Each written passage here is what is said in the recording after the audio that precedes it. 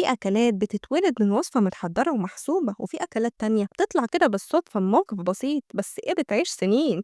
النهاردة هحكي لكم حكاية من أشهر أكلات المطبخ الهندي، الباتر تشيكن، اللي اتولدت من بواقي الأكل. الحكاية ابتدت كلها في دلهي لما في مطعم اسمه موتي محل، ده كان مشهور جدا بتيكا تشيكن، ودي يعني في قطع فراخ كده متبلة ومشوية في فرن التنور. لكن المشكلة إن الفراخ دي كانت لما تبرد محدش يشتريها، والراجل ابتدى يخسر. في يوم من الأيام صاحب المطعم كوندال لال جورجر قرر يدور على حل، جاب الفراخ المشوية البايتة دي وقال له قطعها لي وارميها لي في صوص معمول من الزبدة والطماطم والكريمة وتوابل هندية قوية جدا. والنتيجة كانت طبق جديد مختلف وغني جدا ريحته تاخد العقل، وسموها مورج ماكني، يعني فراخ بالزبدة اللي هي الباتر تشيكن.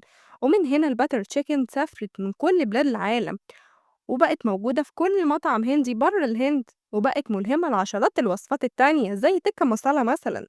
بس لحد النهاردة لما حد ما تروح مطعم موتي محل تلاقيهم لسه بيقدموها بنفس الروح، بسيطة ودافية ومليانة أطعمة. ودي كانت حكاية الباتر تشيكن، أكلة اتولدت من بواقي وبقت رمز العالمي للمطبخ الهندي.